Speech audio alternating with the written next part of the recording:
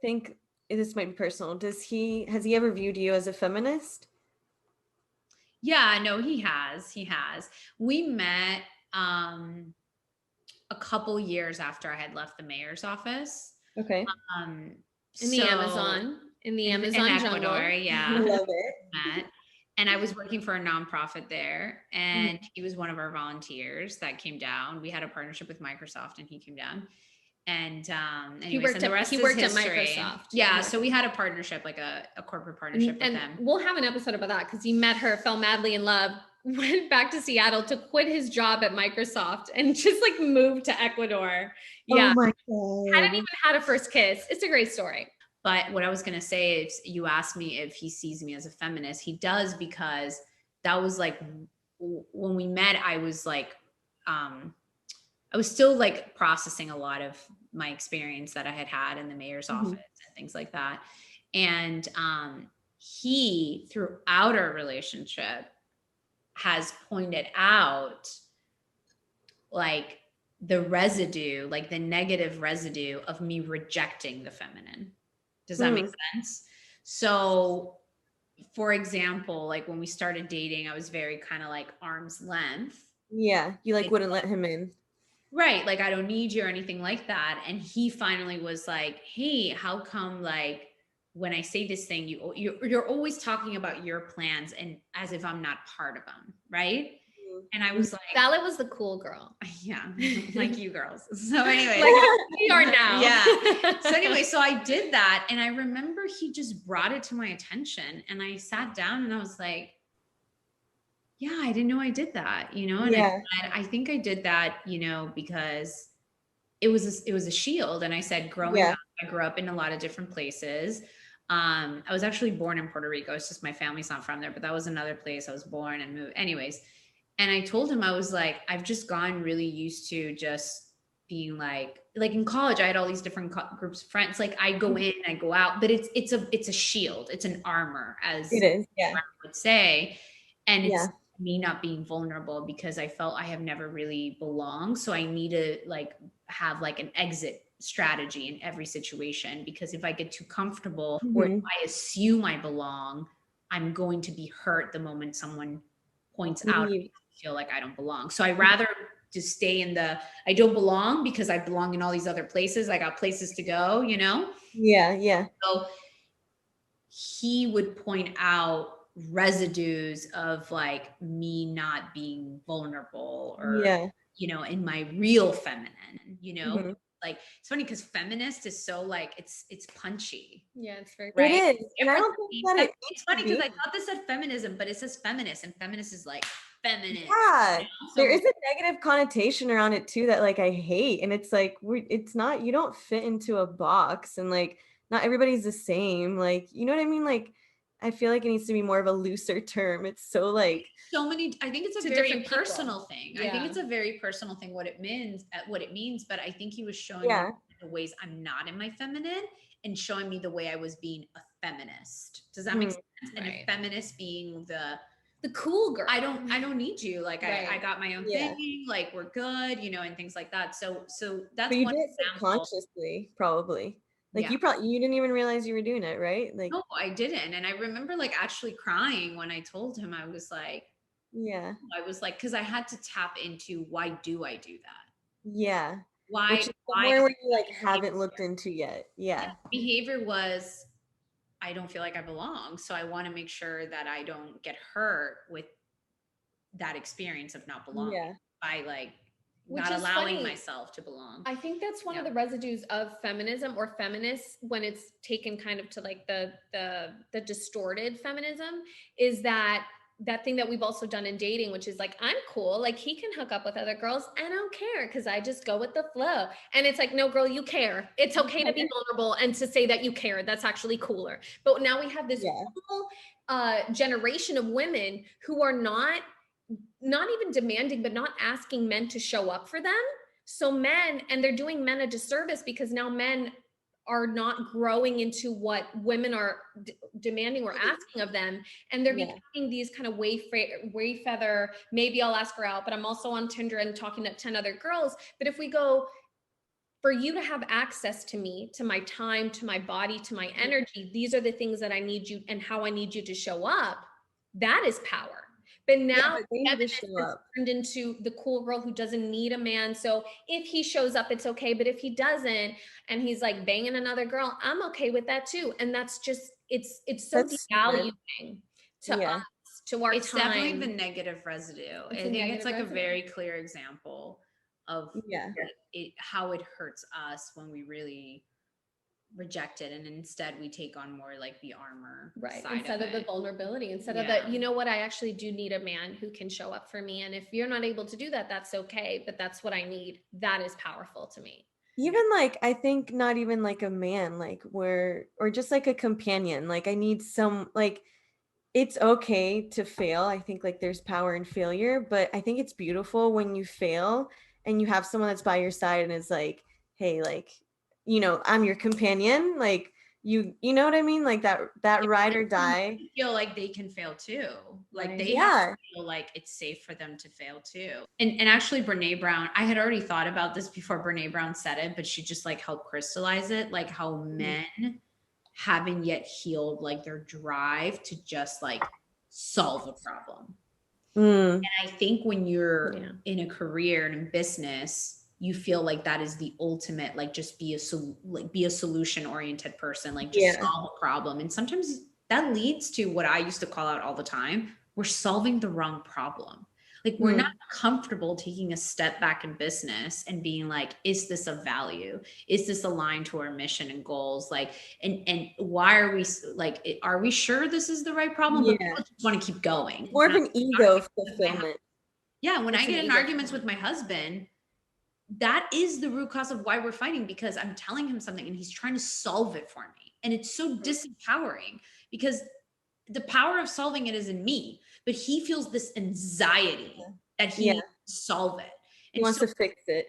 yeah, fix it, and we've had moments where we're trying to get better at this, but we'll say, I need you to listen and just be there. But it's so Yeah. comfortable and Yeah. vulnerable for men to just like Want to help out and they want to like, be there for you. yeah. Yeah. So going back to like the workplace, what is work? Work is like you're solving problems, you're moving things along. And I think in that there's a lot of like there's a lack of respect for what I think I would propose a lot, which is like, let's reflect on this, let's do more research, let's blah blah blah.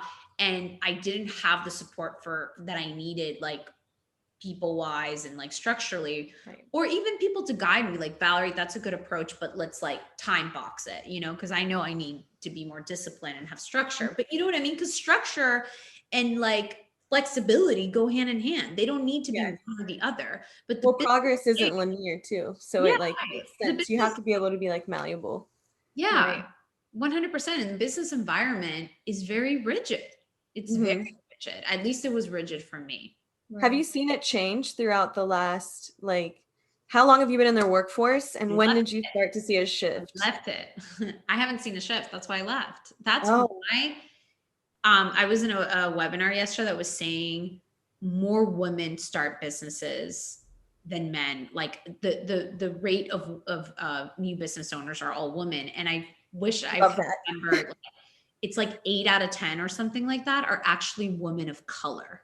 Wow. Yeah. So this woman was saying, if I can leave you with like a takeaway message, etc., is we are the majority. And I was really reassured. I love that. Feel alone. She's like, we are the majority. As if you're a business owner, you're trying to do your own thing, you're trying to do your startup, etc., like you're the majority.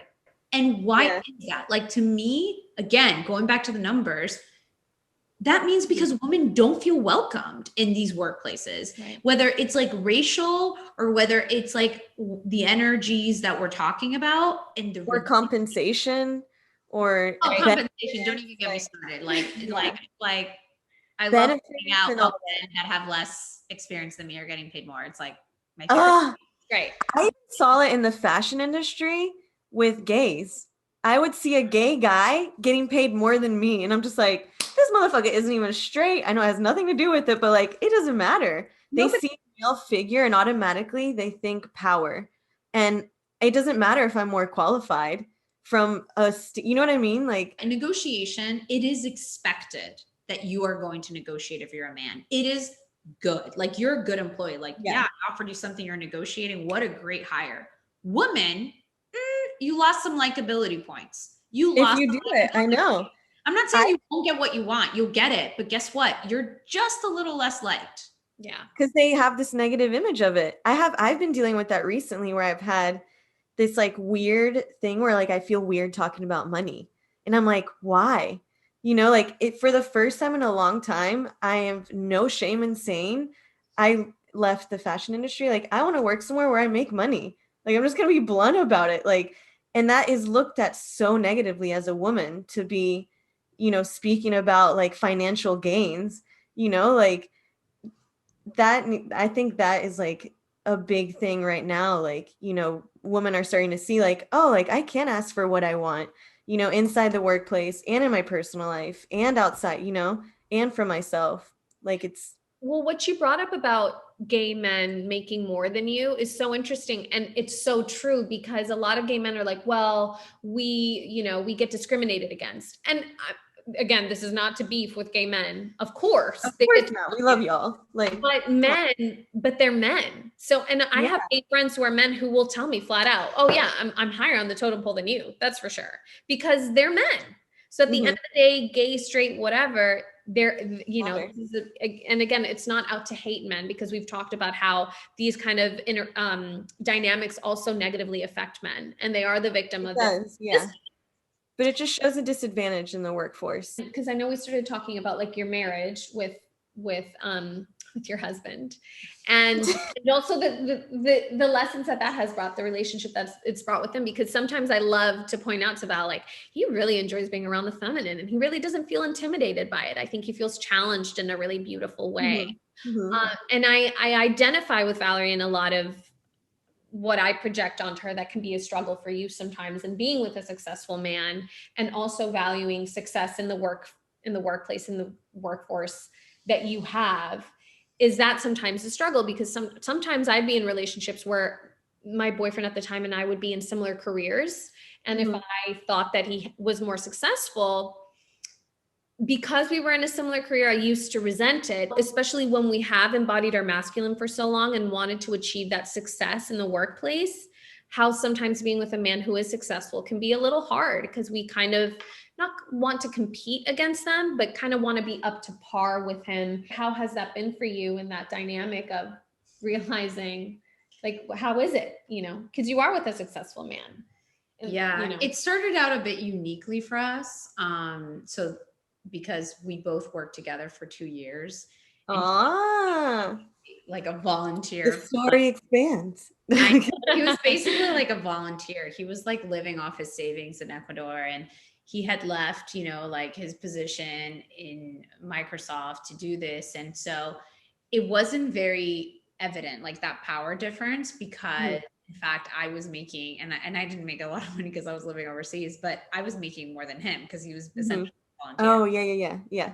He was working Okay. full time and he was developing, product for us, et cetera. But it was really like kind of out of the kindness of his heart and the fact that he really had a vision for what he was doing. And so that was it for a bit. And then we moved back to the States and he went back to work in tech. And I also actually had a really good position as well. This is when I was working in healthcare. So it Okay. felt kind of even. Like comfortable, like balanced. Yeah, I felt balanced. It felt balanced. Okay. And then when I ended up leaving my job, and before I started my business, and he took a new job, and that's what brought us to LA, it became like super imbalanced. So he was like doing like really well, and I had like nothing to show for it, because that's what it is when you're starting a business on your own, etc. And it did create a lot of problems. And again, it was like a negative residue of, I just felt so unworthy. I think that Yeah. the other thing about the masculinity, like, or patriarchy or whatever, is that worth, I mean, like worth is in dollars, right? Mhm. Like as a society. And if men are making more and if the workplace was designed by and for them, to me, it feels like they're worthier, right? Like that Yeah. is like, you know, so then I have my own issues of like self-worth there.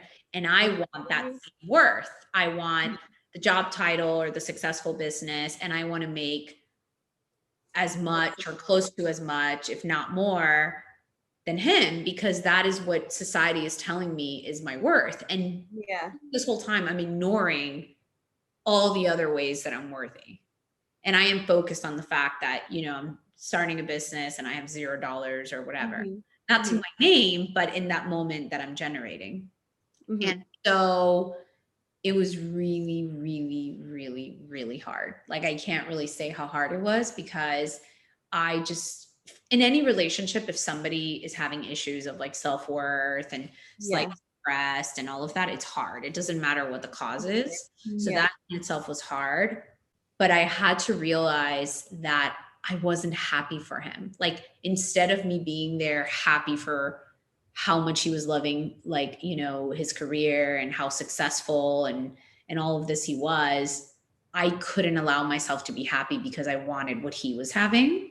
And that was Mhm. really hard, obviously. Yeah. But it helped once I got to there. Once I got to that place that I was able to like touch and like inside myself and, you know, and cry about it and everything, and realize like that made me really sad that I wasn't Yeah. happy for him. Like, it made me really sad that I wasn't happy for somebody that I love and somebody Mhm. that is very deserving of everything he has. And I wasn't happy because I wanted it for myself, you know, and that was, it was hard. It was hard. I can't say, you know, I have a question for you. In yeah. this moment where it was hard, did you have a purpose? Like, did you know your direction yet? Or no, you were kind of There were times, yeah, that's a good question. So initially, no. Um, okay. initially, there was a lot of questioning, like a lot of self doubt, etc. Mhm. Once there was the purpose, Mhm. it definitely changed. It definitely shifted. And you're right, there was the purpose, but not necessarily the money coming in right away.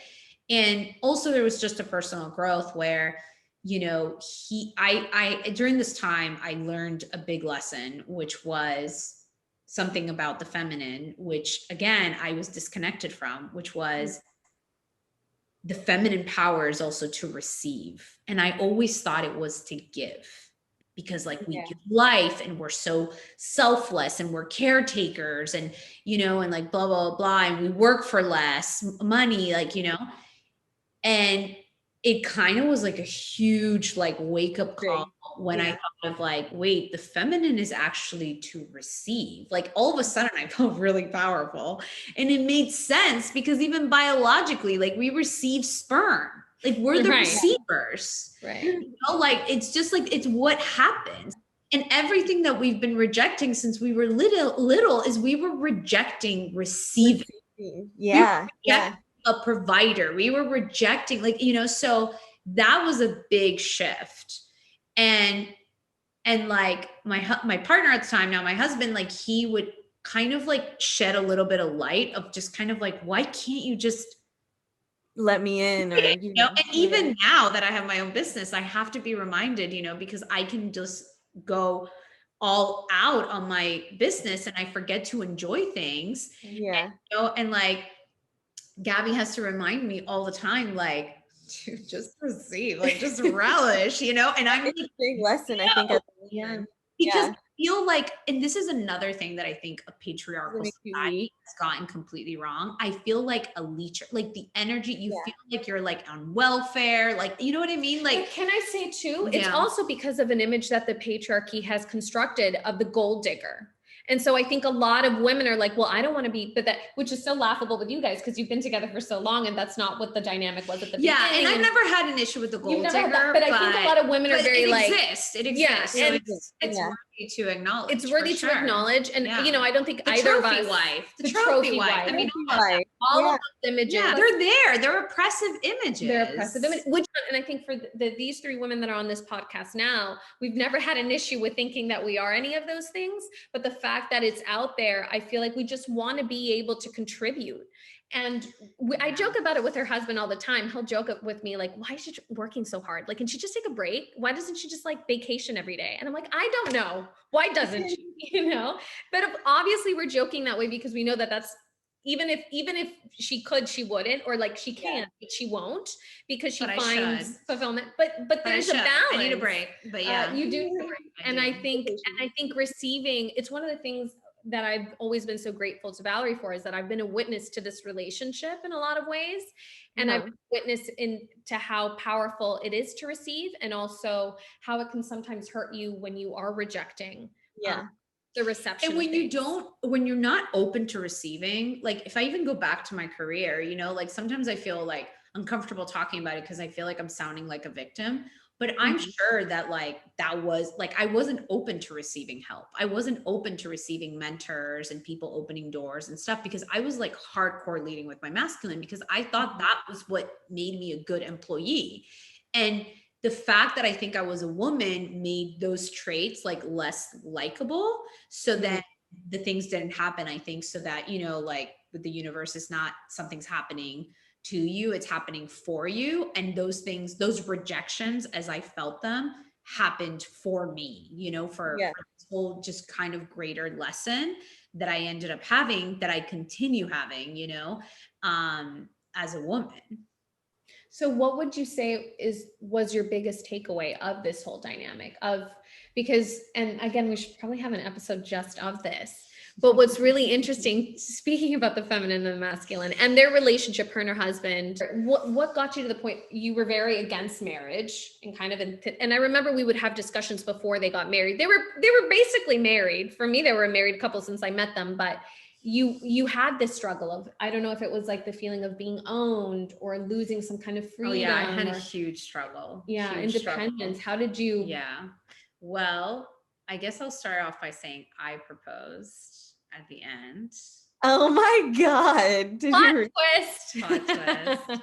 No way. It's funny, no coincidence that I proposed, but I proposed because we had a joke that he's like was waiting for me to propose, because from when we started on dating, people were like, you guys should get married or whatever. And he just knew that I was like, I rejected it. Right. Okay. Going back to like, okay. Right?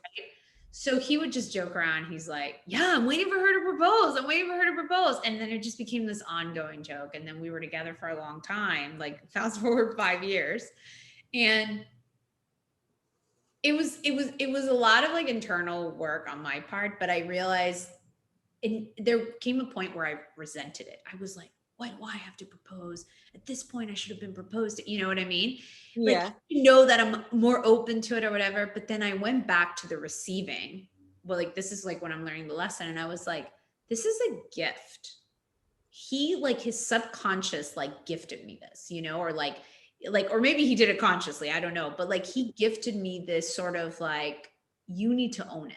Like, it needs to come from you. You don't want to feel like, you know, okay. And proposal is very much a receiving, like you're receiving the proposal.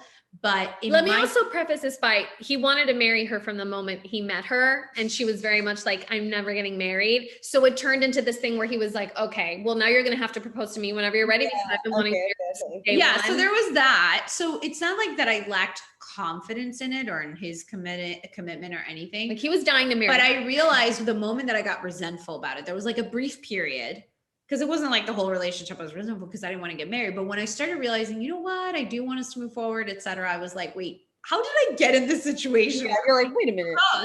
And then I was like, you know what? Like, it's a gift. It's a gift he's given me. It's almost like a key. It felt like he gave me a key and he was like, you can open the door. Does that make sense? So that's like how that led to the proposal. And now I forget what the question was. Sorry. How did you go from, I'm never getting married, I'm never going to be tied down by this man? Well, I mean, it's a lot of things. It's not one thing, but this is like one of the things, right? Like getting to that point where I was like, he's giving me a key and I'm receiving and I'm open to receiving it. And I'm going to, like, you know, take the lead, take the action. And then it was about just the fact that I was doing like inner work of just like trusting more and Mhm. taking like leaps of faith. And I had this like moment in Mexico where I'm afraid of heights, and I ended up, thanks to a friend, like jumping off this thing I never thought I was going to jump. And before the jump, like she could see that my wheels were turning, and she like turned to me and she's like, vale, tienes que confiar, you know? And I like snapped out of it, and I was like, oh my God, this is what I'm wanting to do more in my life. This is like an experience in life that the universe is literally, again, about receiving, giving you the opportunity to put it into practice. And I Mm. was like, oh my God, I need to fucking jump off this thing. And like, don't look down, like we'll go like through the ledge or whatever. And we're like running. And I know it's not logical, but when you're afraid of heights, you feel like you're gonna die. Like Yeah. that is the feeling. Like I'm feeling Yeah. it right now in my body. And we like run off the ledge, and I'm like, ah, like I'm just like screaming. And of course it felt amazing. But Yeah, it's yeah. like something like got liberated or something. That's And amazing. it became the whole theme later on of like, I can take this leap of faith, which is Yeah. what a marriage is, which is what a partnership is, which is what is starting a business, which is what is so many things. And what is faith? It's the feminine power. It's taking an action and like moving forward with something when you don't have all the answers, because you're Mhm. never going to know how it's going to work out. You just don't. And that's what I was obsessing again, solutioning, wanting to know the definitive answer. There's no fucking definitive answer. You just have to trust. And I think that is a really strong, powerful thing. Like Naomi, like the tennis player who just like backed out of the thing, she needs to trust that like there is safety and well-beingness for her for like turning away something that she's been training so freaking hard for, I'm sure. Mhm. Like that is real power. Mhm. And anyways, and so I jumped off this thing, and then the wheels started turning, and it just, everything lined up perfectly. That last year was a leap year, and Oh I, my God. I'm going to do it on leap day. It was perfect. It was on a Saturday. I ended up finding out through a mutual friend that is Irish mythology. Yeah, yeah, yeah, yeah. There's like a whole movie on that. I know. Women can I didn't even propose. know that. Yeah. I just thought Yeah. it's a leap of faith. Like, and it is. And I it's love that. and I was totally terrified of it. But I think that was me leaning into Into my feminine power that helped me propel forward to make that Mhm. leap, you know? I'm interested in like your career change. Like I want to know like when you left, let's say corporate America and you were starting your own business, like what were you going through like mentally, like personally, like what was kind of like your game plan? Like how did you get to where you are now? Yeah. So I didn't have a game plan. So what ended up happening really was I was unhappy in my job, because just things that I cared about like weren't moving forward. And Mhm. I was essentially displaced because they ended up doing me a favor of letting me work remotely. My job was based in Seattle. They let me work remotely from LA, and I ended Okay. up getting laid off as I was thinking, what do I want to do next? And Mhm. so, in a way, again, the universe was like, you're going to do this sooner than you want, you I'm know? gonna drop you over there. Yeah. And it really hurt my self-esteem. I'd never been fired from a job. And it's not that I got fired, it was a big layoff. I wasn't Mhm.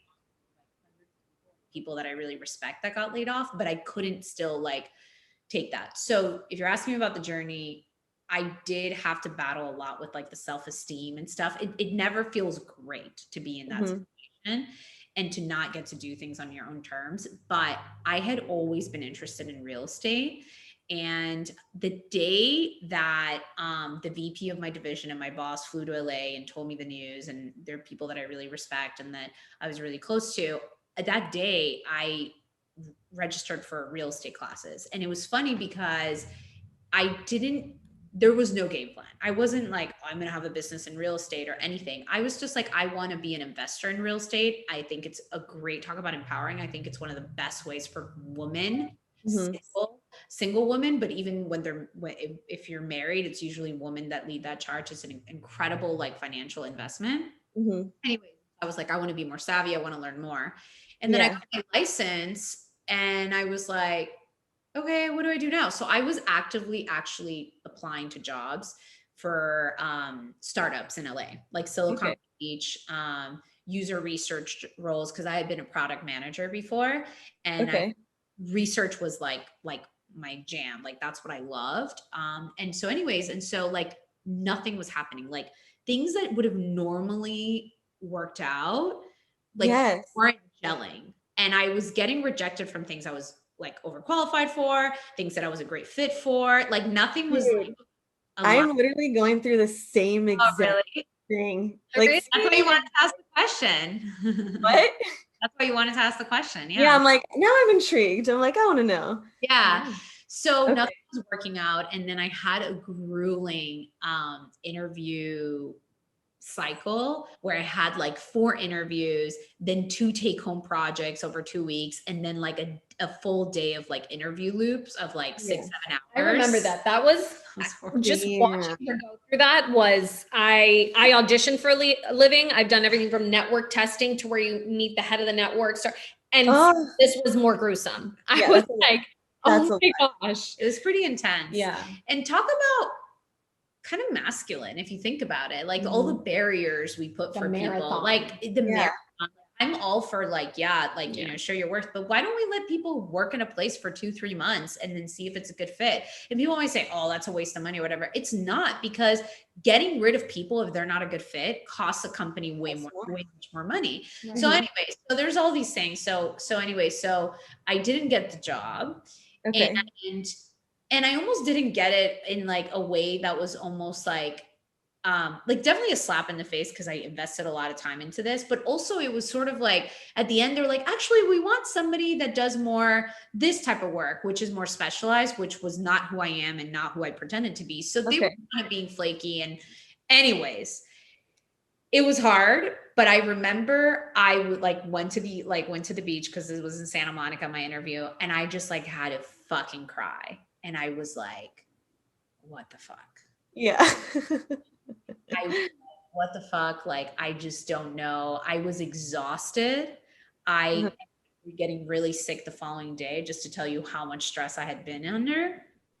And I'm Damn. like, you know what?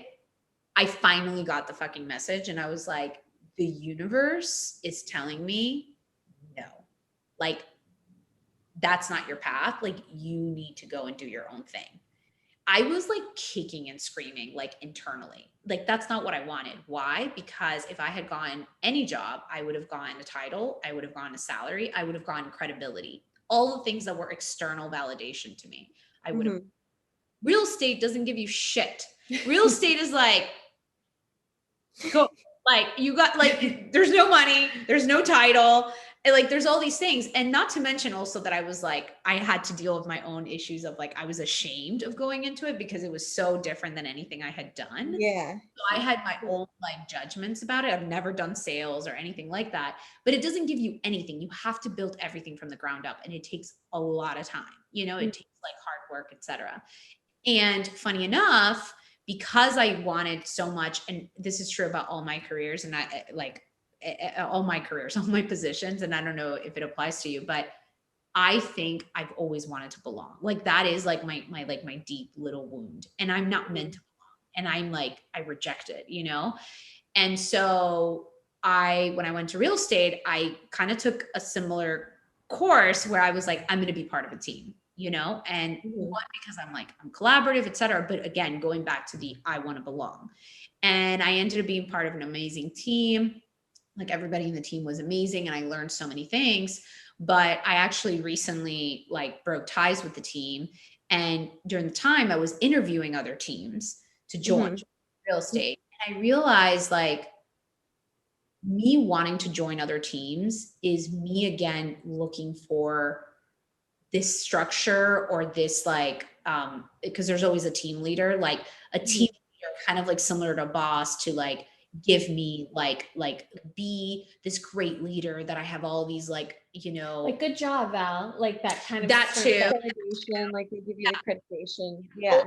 Totally, you. totally. Gold And star. now I'm in a place where I'm basically realizing that again, it's not my path, you know, but I've been kicking and screaming for the last like 10 years. And during the transition, or more than 10 years, and in the last transition that you asked me how I got into like real estate stuff, I was kicking and screaming more than ever. And now I kind of started seeing the pathway, and I was like, okay, I know I'm going to have my own team and my own business, etc. And I started seeing it, but I was still like, no, when? Like all these things need to be figured out before I get on that path.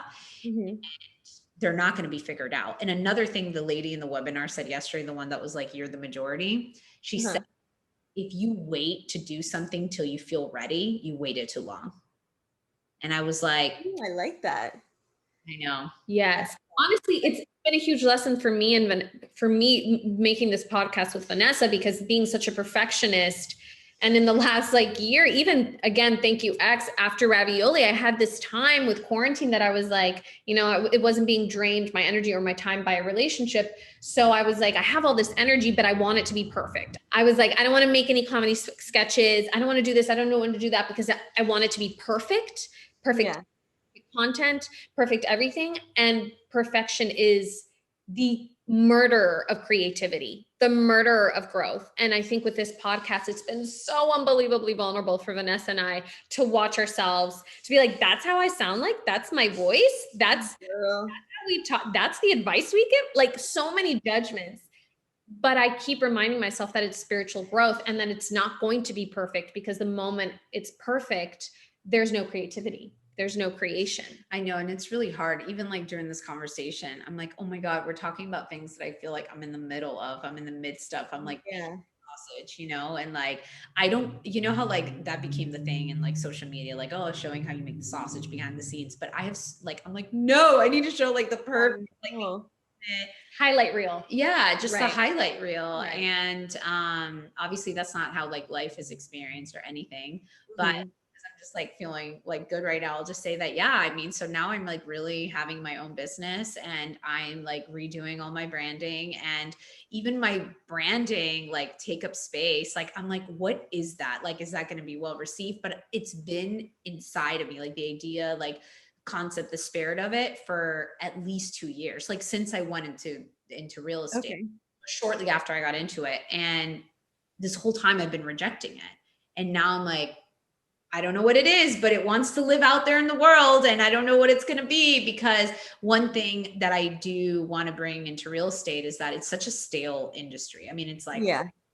bureaucratic, it's so male dominated. I know that women are very successful in residential real estate, uh, Mhm. commercial, but it's still very transactional. That's what I mean by male dominated, Mhm. and it lacks like the emotional exciting component of what it is to transition in your life. Real estate is always part of a life transition. It's always Mhm. part of like happy news or bad news, a death in a family, an engagement, a baby, a new job, Yeah. whatever it is, a divorce. I mean, it's a very big thing in our lives. And I think this Mhm. past year, if anything, really taught us like the importance of home. And so anyway, so I want to have something that is also just captures that, and it is more feminine about what that journey is like, versus this very like transactional like approach that the whole industry has, I um love that. yeah. Yeah. Am I allowed to ask you what you're going through with your career transition right now, or is that another time? Yeah, I mean, it honestly, it's so similar and in line to kind of what you're going through. Like for the last year and a half, 2 years, I've been wanting to leave fashion because it was just very superficial and surface. I even tried to start like a nonprofit in Colombia with like artisans, and where we like build schools over there. Or first it was like, oh, I want to bring clean water and a different mission somewhere to like give back to my people. Yeah. And even that, like, it was I thought it would be so fulfilling, like, it was, like, it's amazing, like, when I'm over there, but just the side of it where you're dealing with, like, product and consumer and advertising and all that, I just wanted to, like, step away from it. So, I got laid off also Oh, from yeah, I was I took a design job. I know, right? yeah.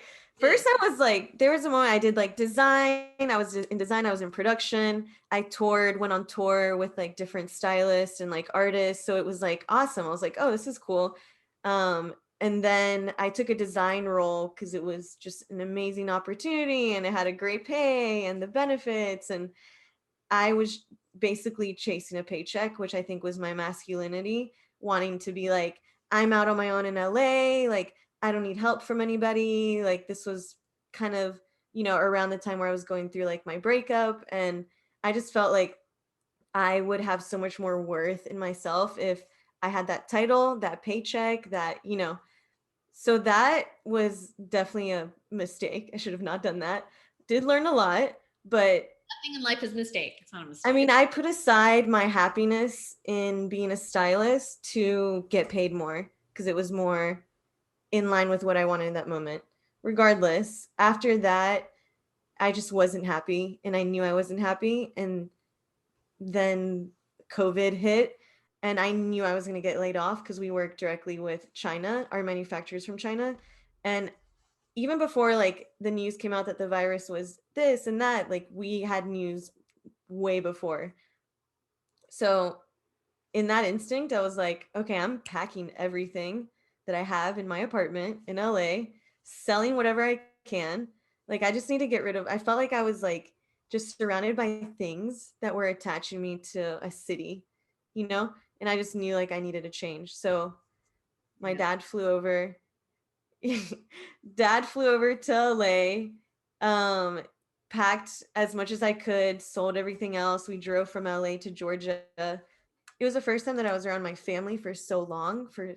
It was 9 years that I was in LA, so I wasn't really used to having that interaction with my family and having someone to like bounce ideas off with that are like so brutally honest. So at first I would be like, "Oh, I'm gonna do this," da da da da, and they're like, "No, like giving me like logical answers." And I'm like, "Oh shit, okay." So then I went into this journey of like, what do I want? Like, what do I love to do? What do I want to wake up every morning and love, but it's still profitable? I started researching like what businesses are like, I was thinking, should I go back to school? I was thinking about law school because I kind of wanted to have this power and I didn't know where I wanted to get that power from. And I thought that if I had that education under my belt, that automatically I would fulfill that little need inside of me for validation. And I started, shadowing people and stuff. And I was like, okay, I don't think that's where I'm going to go. I was like, that's not my thing.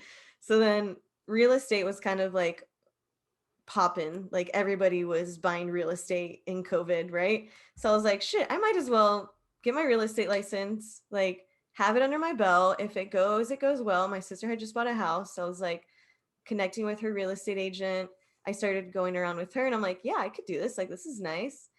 um, Took my real estate exam, did not pass it, got extremely discouraged, went back to like applying for jobs.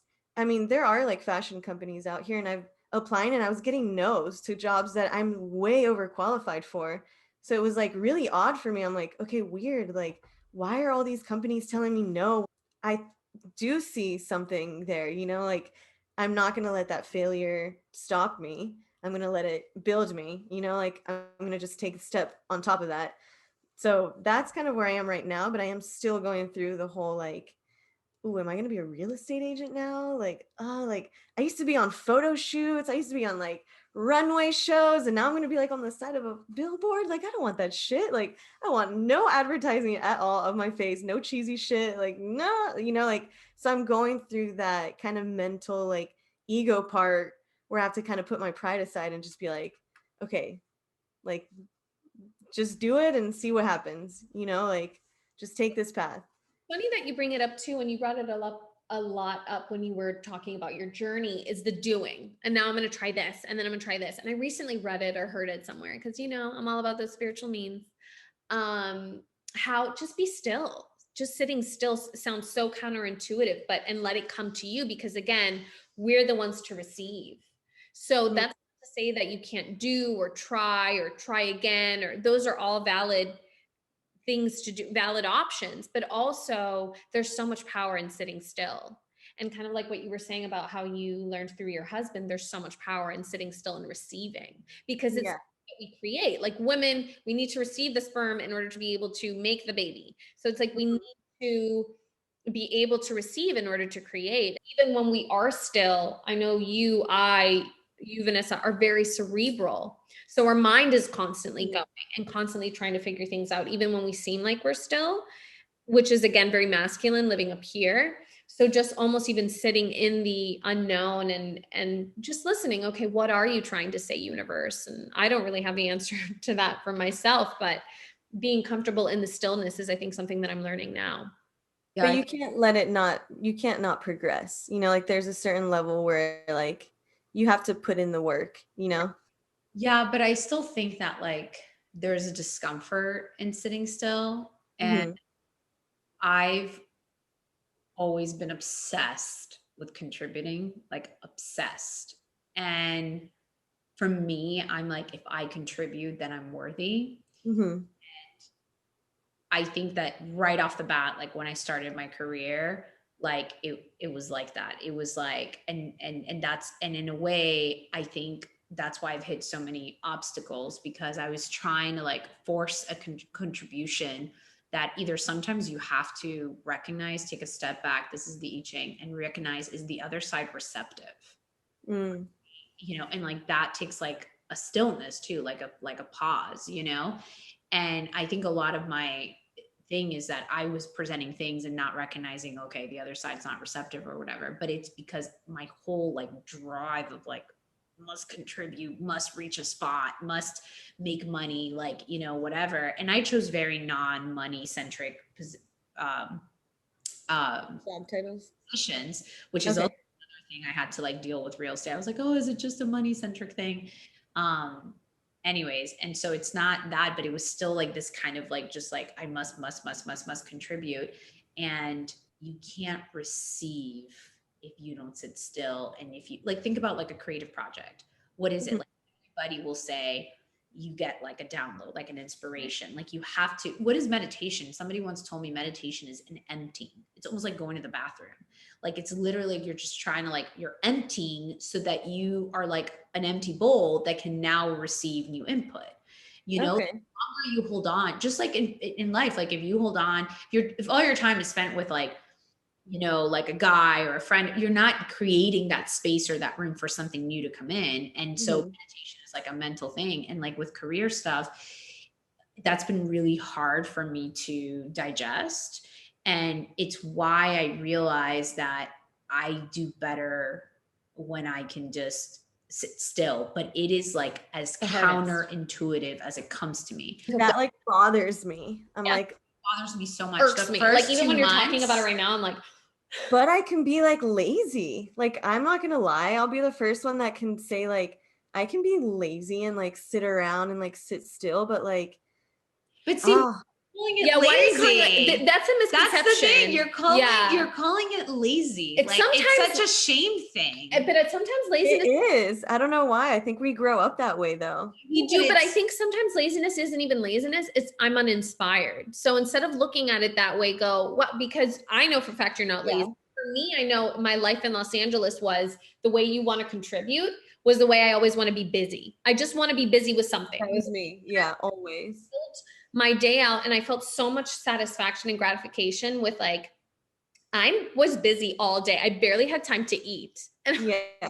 what did you even achieve? But I was busy. So that's what I loved. And so now I'm really trying to be comfortable with not being busy all the time, but actually filling my day with more thoughtful, just some things that Can I just contribute. say there's so much shame around it, because one of like my ongoing arguments with my husband is when like, and this is like in a really heated thing, he'll call, Uh-huh. it's almost like if somebody's used to calling somebody like stupid or something, he'll call me that. And I'm like the furthest thing from that. And he knows that. And Yeah. it's applicable to the thing. But again, I'm bringing Brene Brown back. She said that when we shield up the most is the thing that's an indication of something we are most ashamed of. So I Huh. apply this to the lazy argument with my husband because it's irrational. Like when he brings it up, it's like it doesn't make sense, right? But it, like, you know, But very it gets you. Uh-huh.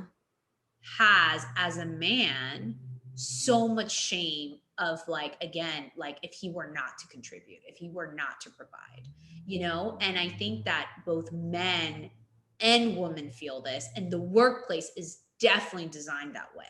right? There is Mhm. so much shame if you're not at the top of your game, or maybe you have something going on at home that prevents you or whatever, but that is like not acceptable or whatever.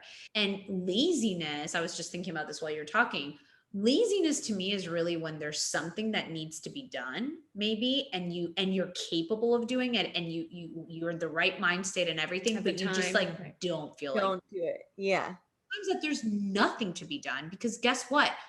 Either more important things that we devalue, like cleaning your house, cleaning your Mhm. closet, need to get done. Are you, Mhm. like, you know what I mean? Like maybe there's more important things that need to get done, or maybe there's nothing to get done because you still don't know which direction you're going to take or which or path you're going to or take. something such as these gifts that you talked about all throughout the podcast of the universe giving you these opportunities. Are you going to take, and one of the opportunities is time and free time and Oh my God. So can I just say that last year, so I don't know if you know this, Bunny, but I was stuck in Peru when COVID happened for Oh, and Peru was very strict. So like you couldn't do anything. So I was literally in an apartment with my parents for 2 months. oh, Like not, you couldn't go on walks. Okay. Every wow. day there was an element of like, okay, this is a little bit like prison, but every day I remember waking up almost as if it was prison, but there was like a freedom to it. And I was like, I'm gonna make my bed, Uh-huh. my parents. I'm gonna have my cereal. I'm gonna like do my journal. But it was like such a surrendering because I didn't feel guilty or shame over the fact like I couldn't do anything. So Yeah.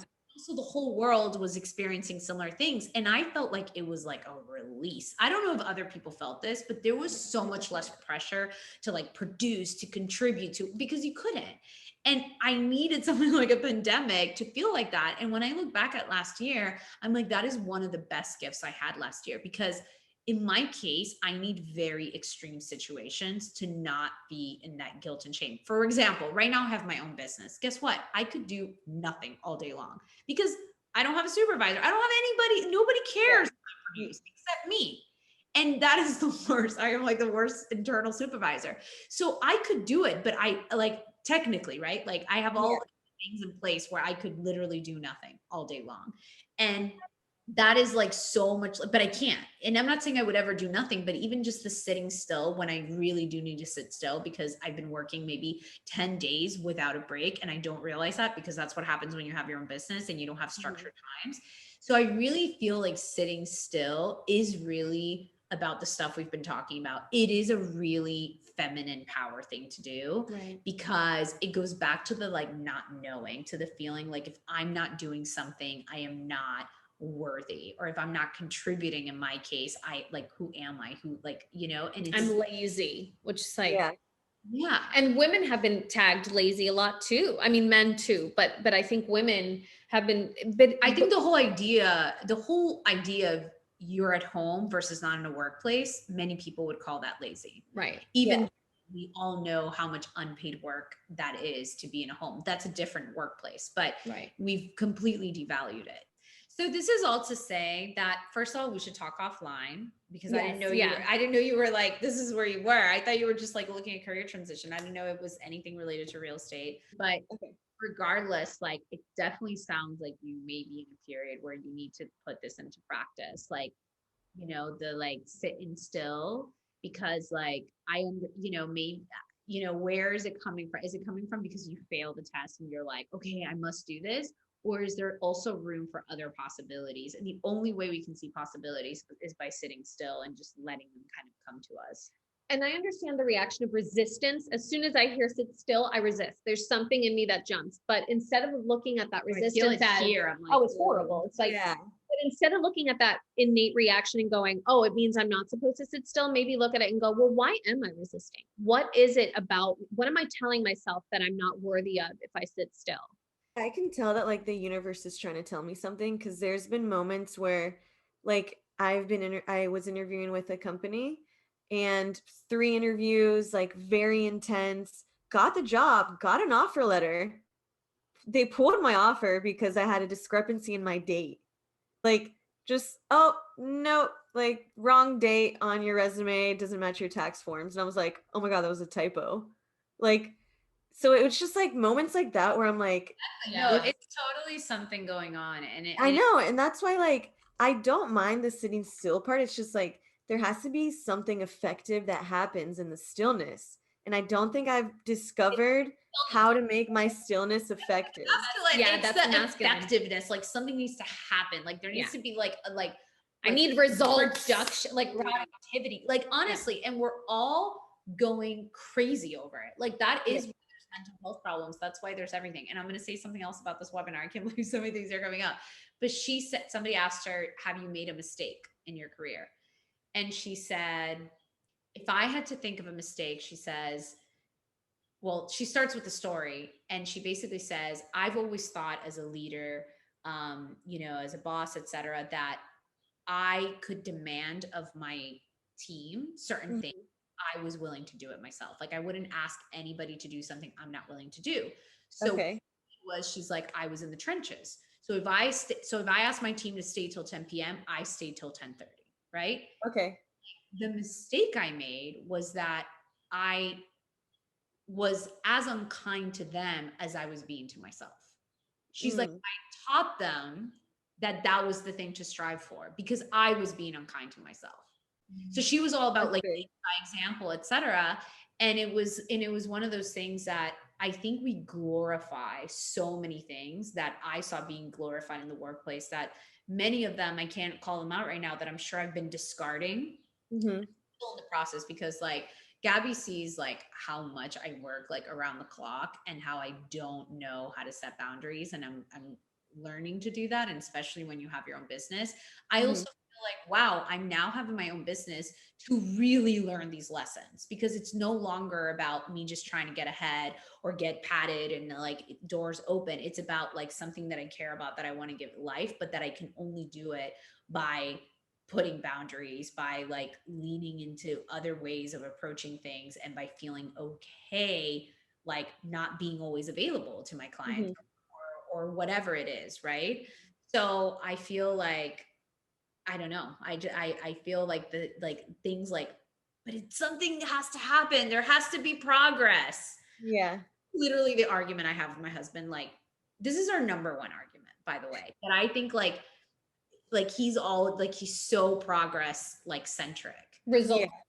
Like to results see something oriented. in, 1 plus 1 will equal 2. And like, Not, but yeah. also there has to be something else like play like everybody's now finally being like play is amazing, like we need to incorporate more play into our day-to-day lives.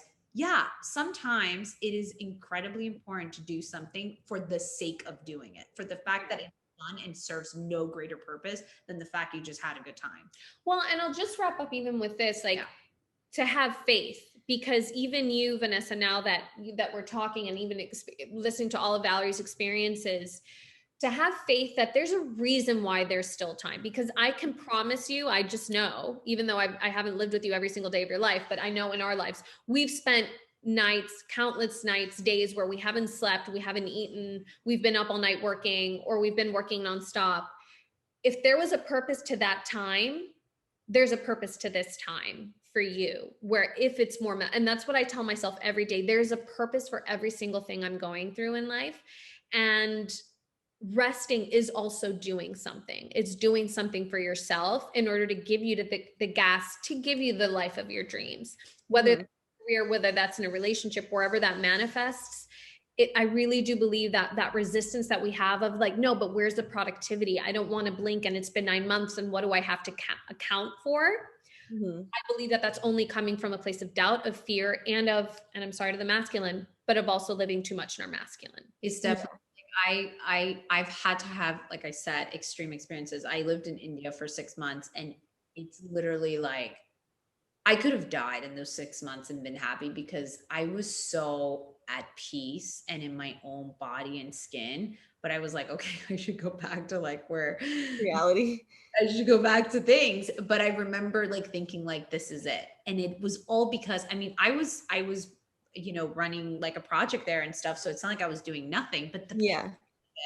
was like nothing like what our lives are now, like, I when I daydream, and I know this is telling me something that I need to do bring more into my life is I dream about living in an island and having like a Mm, restaurant or a shop or whatever. Why? It's not necessarily because that's exactly what I want to do, but because like the pace of things, like you set out to do like two things that day, and that's like more than enough. yeah.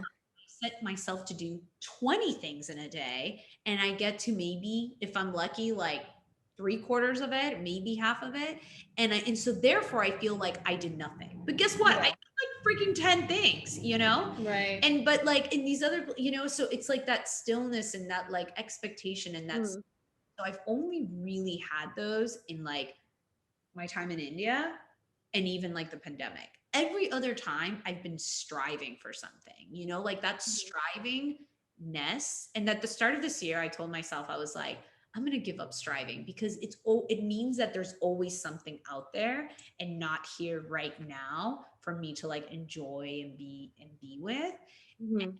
I've done exactly the opposite this year. I've been like striving hardcore. But anyway, so this is all to say, Because like, we're it's so learning. It's hard. a journey. It's hard to find the balance, and I think, like, you probably hit on it, like, there, like, for the last 9 years, I've been striving, like, I had no one there, and it was just like, I need to make it on my own, and so I feel like I was so nonstop, and then now it's like, okay, this is your resting period, so I'm trying to, like, stop the glorification of being busy and just accepting, like, You something will come from this. you can continue doing it. Continue living from your brain and in striving. It's just not going to get you anywhere. Because at this point, the energy worldwide has changed where the divine feminine is rising, and people are starting to drop into their hearts. Mhm. I'm not saying everyone, and I'm not saying, but on an energetic level, I remember this woman that I follow very much, and she was talking about it. She was like, you can keep on overthinking, analysis paralysis, analyze everything until you're paralyzed, overthinking, overworking. It just won't get you to where it used to get you anymore because the energy of the world has changed. That's a It's really good just not point. genuine. That's a really good point. With sometimes like we have tactics, right? Like we all do. Everybody has tactics of like how we get along in the world. And there's a period in our lives where they work. We get the attention, we get the door opens, we get the Mhm. introduction, whatever. And then we hit, like we're meant to like get to a different level. And so we go through this period where you do the same thing and it's just not working out. And that Mhm. was me doing the same thing and it not working out. I was like, I don't understand. Like this is how I've gotten jobs in the past. Like what is afoot, you know? And Yeah. and weird things will happen, like what you were saying about, The date the was wrong. opportunity that ended up not working out. But it teaches you, it's forcing you to change. And sometimes we will go knock our heads on the wall for like decades, maybe. Or Uh-huh. maybe we'll shorten it. Maybe we'll get to a point that it's too painful for us or we're too aware of it. And then we welcome the change. And sometimes Mhm. don't really know exactly what that change is. But I feel like this whole conversation today has been about precisely that there's been this like idea of what, especially like coming from like our cultures and stuff, of like what it was like to be a woman, and it was so like not like one dimensional. And then Yeah. we rejected it because we're like, well, we know there's more than that. Right. But we rejected it so much that there's so much that got lost in the shuffle, and that then we leaned really hard into certain muscles, like we overworked certain muscles, right? That's what Mhm. it is like to have an injury, is like actually you overwork a certain muscle because it's the one that it's your strong one, but then you're gonna end up with, Debilitating. or you're debilitating other ones. And I feel Mhm. like we overworked this, like, I don't want to get married, um, career, and like these other forms of like me approaching something is the way to go. Uh-huh. The things that are Aggression. worthy for me to have. And then we start kind of realizing and untangling it and realizing like, wait, that's actually not what we want anymore. Mhm.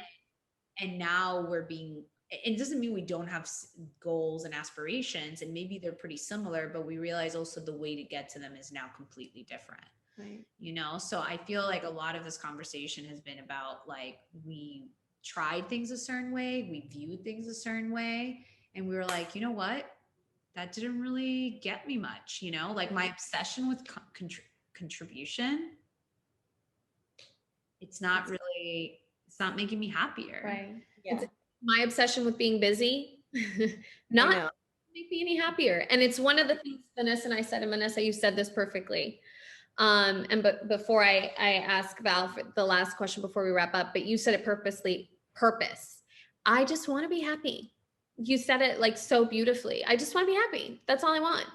That doesn't need to mean career. It doesn't need to mean marriage. It doesn't need to mean it's just happiness and whatever, like, para gustos los colores, however that fits for you, whatever that means for you. And just to conclude, because we could literally go on for another hour. I know, literally. I'm like, I have to go pee. But I want to ask you, Val, just if you could say what's been the biggest lesson, and I know you've talked about it already, but I guess I'll ask again and succinctly, like if you could say what your number one takeaway from work, feminine balance, or masculine and your feminine in the workplace, what would be the number one lesson that, I'm not saying you learned and you have it down, but that you've taken and try to enact every day? What would you tell someone who's probably just graduating college and is about to enter a workforce? Like, what's your piece of advice? Oh my gosh, that's so hard. I think the one lesson is cliche, but I think it's to be yourself. And I think I've been wanting to bury who I really am and ashamed of certain things and wanting to strive for what I think is merited in the workplace. And thankfully, I strived for it, and the merit or the recognition didn't follow. And that helped me then have to question it all. And so I think it's a really individual journey. I think that there's not a one size, fits for all. I do know that the workplace is due and has been changing, but I think getting away from these ideas of, I don't know, of having everything have to work the same way for everybody, like I think true diversity is true diversity in thought, not just in our skin color.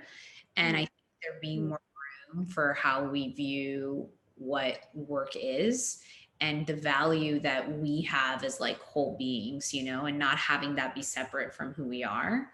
And I think that that is the only place you can start from, to have those conversations and not get lost in all like the jargon and all the trends that happen in the workplace. And I think we still have a really long way to go. And I think in the future, as more people work from home and as I think the pandemic has really reset our values, I think it's going to only continue changing, but I think the lesson is really that we are worthy. And whatever it is that you've had in your mind that just like won't leave you alone, whether it's an idea, a thought, a project, a direction, just go for it, and that's what I'm in the process of right now. So that's probably why I'm thinking that. I love that. I love that. Yeah. What a good note to end on. Val, thank you so much. Thank you for having me. It was so great meeting you. We need to hang out. LA. Atlanta. Atlanta. Right. ATL. And thank you everybody for joining us. We hope we get to hang out with all of you soon. Click on subscribe. Suscriban. Yes. Hit us a little thumbs up. Don't forget to click our subscribe. 2 seconds. Like, talk about reception. We're ready to receive your likes and your subscribes. But thank you for joining us y hasta la próxima. Thank you. Ciao.